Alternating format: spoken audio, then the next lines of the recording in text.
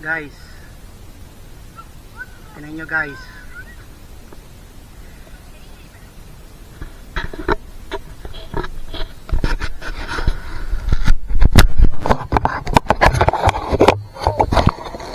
Oh, yan ang perfect na sunset. Oh. Hindi ko alam mo eh. Mo yun. Tingnan mo. Tingnan nyo naman guys. Yan ang perfect na sunset. Hindi yung nasa Luneta.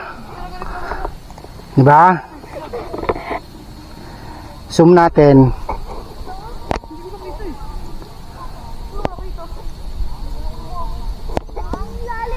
Oh.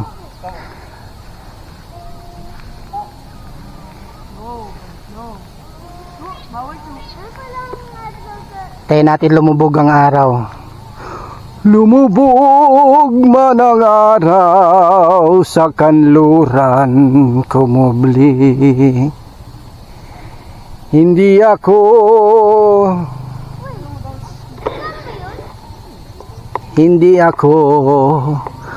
hindi ko alam ang kasunod ng kanta ko.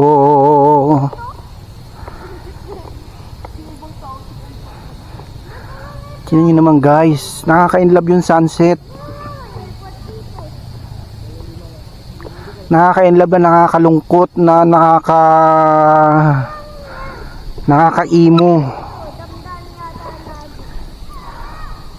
Pagka ganyan sunset guys, oh, tapos kakantahin nyo yung mga kanta kong ginawa, yung mga emo kong kanta. Naku, bagay na bagay yan. Yung minahal mo ako, bagay na bagay yan dyan sa kanta na yan. Saka yung ako naman sana. Guys, patugtugin nyo naman yung kanta ko. Ay, lumulubog na yung araw, oh. Hey, araw, where are you going? Don't go away. Hey, araw, don't go away. Don't go away from me. I see you always be my sweetest memory.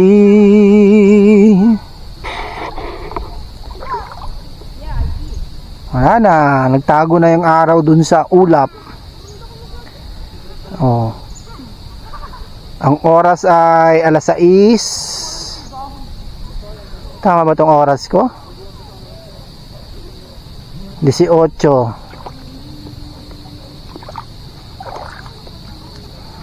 Mag-overnight kami dito guys. Ayan, nag-set up na kami ng tent. Maya maya ay maglalagay na kami dyan ng magsisindi na kami ng bonfire. Ang kulang na lang dyan ay dancer, yung mga Tahiti dancer, yung mga sexy ha, huwag yung mga matataba.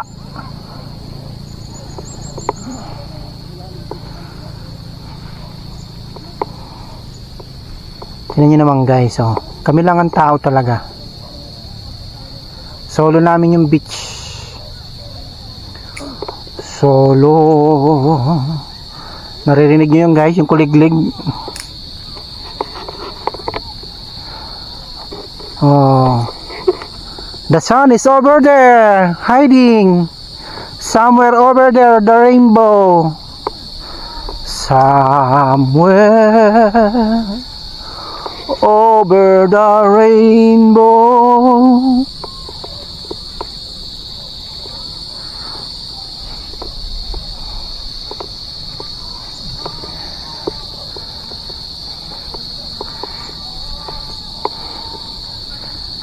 Pangit ng tubig ng dagat guys, madumi, oh. Marami siyang inaanod na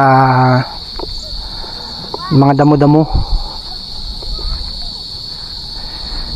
Kasi kaya siya madamong ganyan guys, hindi nyo ba alam kung bakit?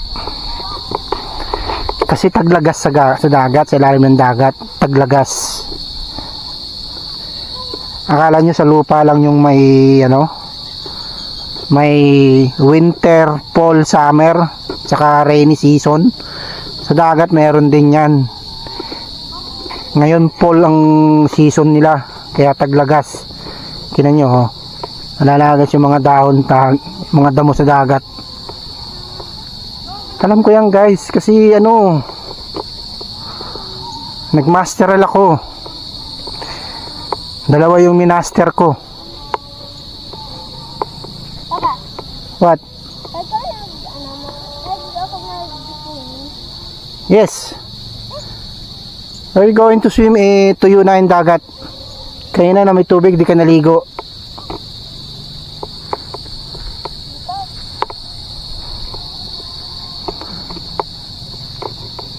As I said guys, alam ko yung mga bagay na yan. Kasi nagmasteral ako. No picture. Dalawa yung masteral ko. Amir. Psychology. Yun ang una kong minaster sa UST. Tapos nag-aral ulit ako sa UP. Nagmasteral ulit ako. Ang kinuha ko naman, reverse psychology. Kaya kita nyo guys, galing ko mag-isip. Ang dami ng kuliglig. Actually yung kuliglig na intindihan ko yan guys eh.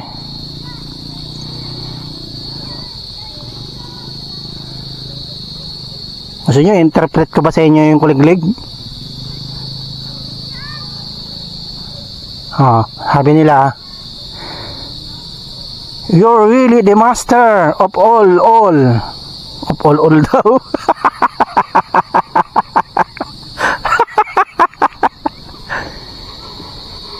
You are really the master of all.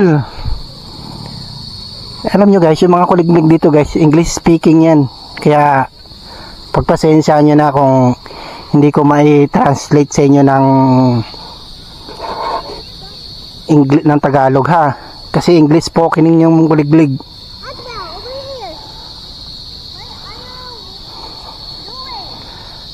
here. May dalawa kaming batang kasamang hindi nag-uusap ng Tagalog. Nahahawa na tuloy ako. Ayan yung bata na anak ko. Tapos pamangkin ko. Ayan. Adel, forgot about that word.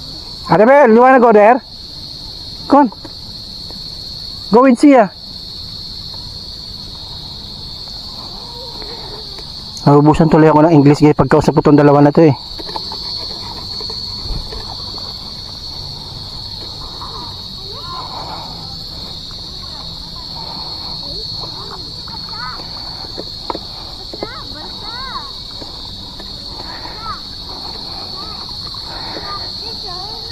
Nung kaya ang hapunan namin, wala na akong ginawa dito kundi mga whale, matulog, kumain. Mga whale, matulog, kumain. Saka pala gumawa ng video. Saka budulin kayo. Yun lang trabaho ko dito guys pagka nakasabakasyon ako. Hindi ako naghuhugas pinggan. Hindi ako nagsasaing. Pag nandirito ako, boss ako. Naman ha. Hindi ako nagwawalis. Siyempre dati nung hindi ko pa siya asawa, nagwawalis ako sa palibot ng bahay nila. Ngayon na pangasawa ko na siya. Siyempre, I will show who is the man is, di ba?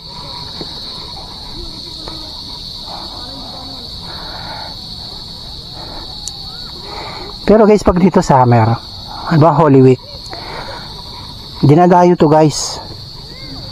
Dinadayo tong lugar na to. Kahit na kung saan lugar yung mga nandarito. Hindi mga taga rito. Yung iba mga taga ibang bayan pa. Dito nakikiligo, dito nakikiano. Kasi itong kahabaan ng dagat na to, simula doon sa may bangka na yun, hanggang dito, hanggang doon sa may kabila, doon sa may parang kanal-kanal doon, yan na lang ang open space na tinuturing na private pero hindi pinakikialaman ng may-ari. So kasi doon private na yun, may beach na doon. Yung dito sa may kabila, yung after ng mga bangka na yan, may beach na rin dyan, private na rin yan. So ito na lang yung private land na beachfront na private pero hindi pinakikialaman ng may-ari pa kasi siguro hindi pa niya maasikaso. Pero nagsimula na siya magbakod doon sa hangganan ng property niya. Malaki to guys, 7 hectares yata ito.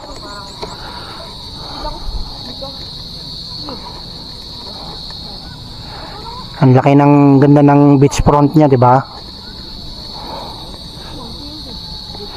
So ayan guys, yan yung ng pag summer puno siya, ang dami nagtitent ng ganyan, no.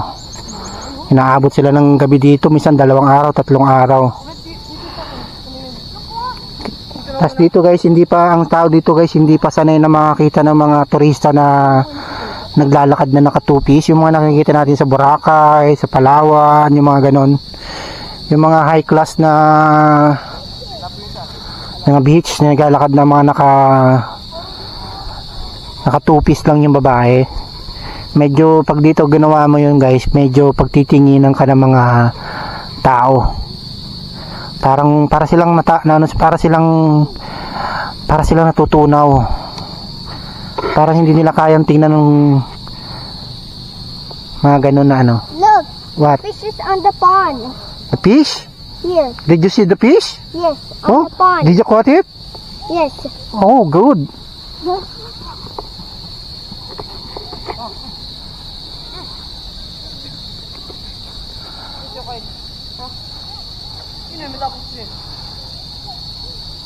There's a fish on the pond. They said they caught it. The fish.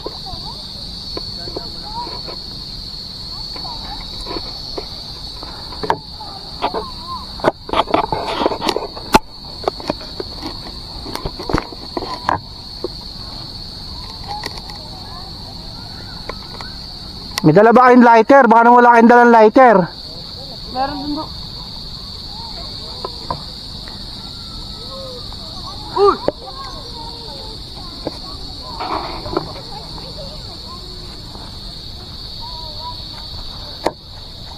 Daddy, palalapit kay Lina.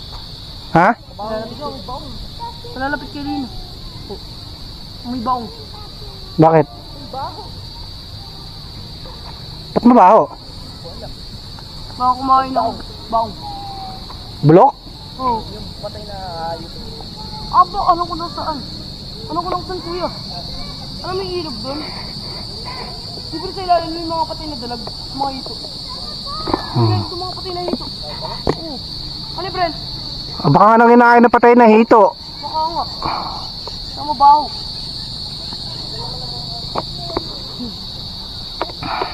Saan sila? Saan sila? Saan sila?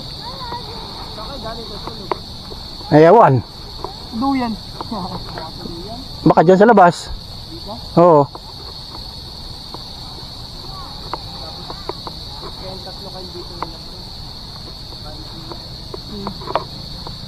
Kasi hindi ko sa loob. Tsunami? Hindi nga tinalang dati. Ah, eh si Kika? Karasyon. Sino dalawa ni Bel?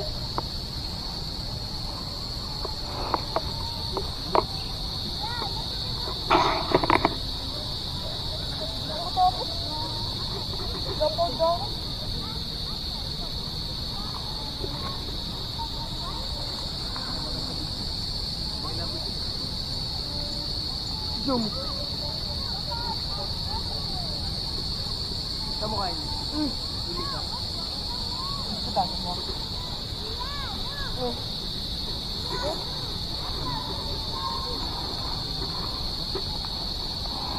Ay guys, may kukwento pala ako sa inyo. Itong lugar na to dati guys, kinakatakutan to. Bata pa kami guys.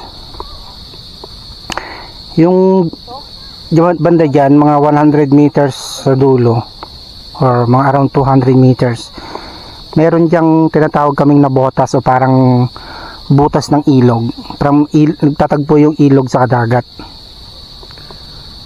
May mga folktale dati dyan na kwento-kwento ng kabataan na merong St. Elmo's Fire. Dito, ang tawag sa amin nung San Telmo. Yung apoy na, bolang apoy na bigla na lang lumulutang. Bigla lang sumusulpot. Ben! I see the starfish. Ben! Ah, did you see a starfish? Yes, over here. Ben, look! There? Yes. Okay. Ben! Look! Come here! Bigla na lang lumulutang. Ayun nga guys, nangyari nga yun. Nung high school naman yung guys, sinama ko yung mga classmate ko nung high school dito. After ng graduation namin nung high school, sinama ko sila. Siguro nasa mga 16 to 18 person kami. Tapos nung gabi na naglalakad kami guys, siguro mga around 7 or 8 ng gabi, nagkayayaan kami na pumunta rito maglakad. Kasi nga nakwento ko sa kanila. Malayo pa kami dyan sa Nabotas. Meron nang umiiyak, natatakot na sa kwento-kwento namin. Hanggang sa maya-maya nga guys, biglang parang may sumabog na parang bolang apoy dun sa harapan namin. Tapos yung parang lumubog sa buhangin. Tapos biglang lumutang ulit na ganun. Tapos parang disco light siya ng ibang kulay. Tapos nagulat kami, umaano sa buhangin, gumugulong. Tapos nawala ulit. Tapos maya bigla naman lumutang, nasa hangin naman siya. Takbo kami pabalik, yun na namin talaga kinayang tingnan. Ayun yung first time ko na nakita ng St. Elmo's Fire o San Telmo. Ayan, sinare ko lang sa inyo guys. Yan totoong kwento yan guys, totoong naranasan ko yan, hindi yan pang bubudol.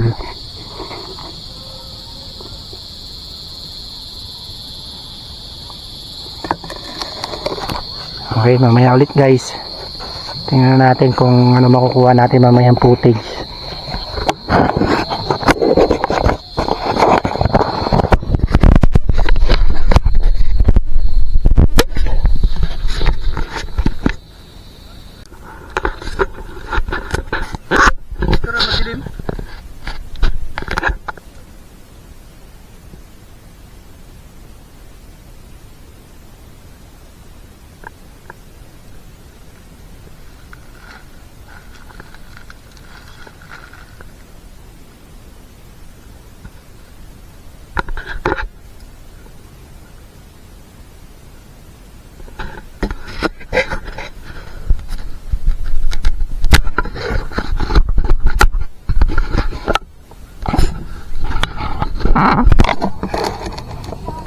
Ayan guys, may bonfire na tayo. Dancer na lang ang kulang, wala pang dancer.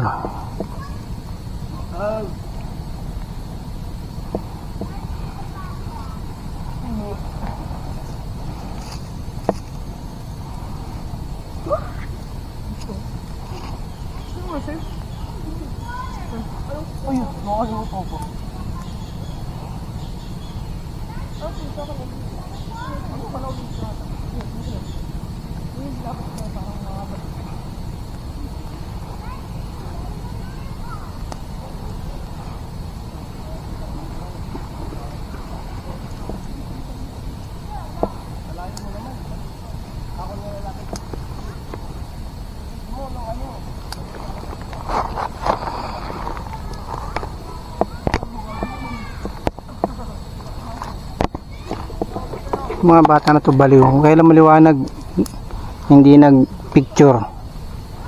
Ngayon madilim na, saka sila magpipicture.